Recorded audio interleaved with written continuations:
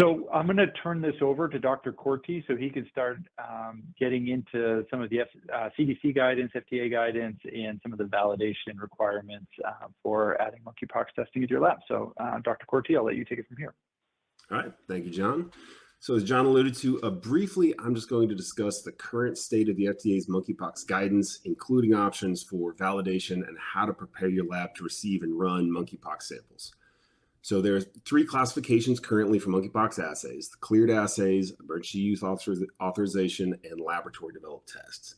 So the only cleared assay is the CDC's test, and this is only for use in CDC designated laboratories, so large public health laboratories and a few major research facilities like Mayo. For EUA options, Quest is currently the only manufacturer to receive an EUA to date. They did earlier this month, and their assay will only be available to Quest designated laboratories.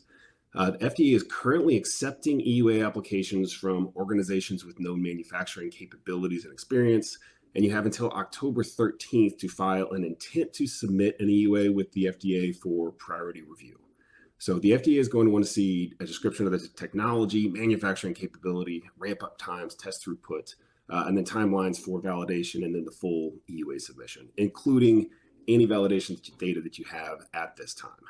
Now, the FDA has taken lessons learned during COVID and is gearing the EUA process for monkeypox toward manufacturers and not toward individual laboratories. Most individual laboratories will be better served with the LDT process rather than the EUA process.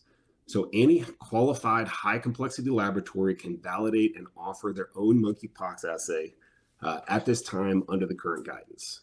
So the specific wording, obviously there's some caveats, but the specific wording says, at this time, the FDA does not intend to object to the offering of monkeypox tests developed and performed in a CLIA certified laboratory that meets the requirements to perform tests of high complexity, as long as they meet these 5 conditions.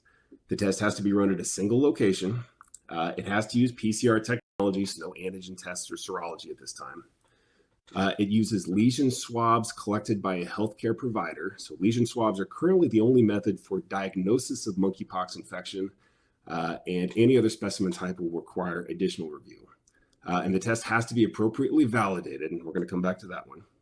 And finally, the laboratory has to notify the FDA of the validation within 5 days of offering the test.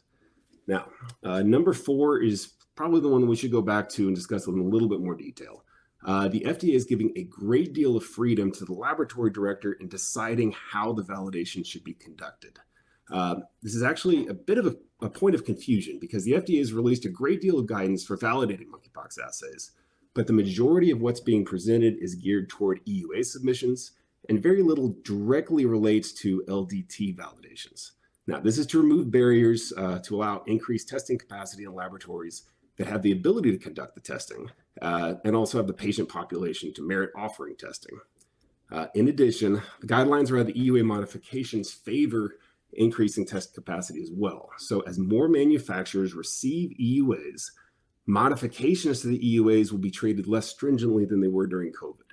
So if you want to run an EUA assay with a different extraction method or matrix or a different platform that was included in the EUA, as long as you do a full LDT to verify performance, and then you alert FDA within 5 days of going live on the modified assay, you can run the assay under the EUA with no FDA review. So the method we're discussing here for monkeypox is well within the expertise of any lab currently running COVID testing. So if you have a need, you can absolutely offer monkeypox testing to your providers and your patients.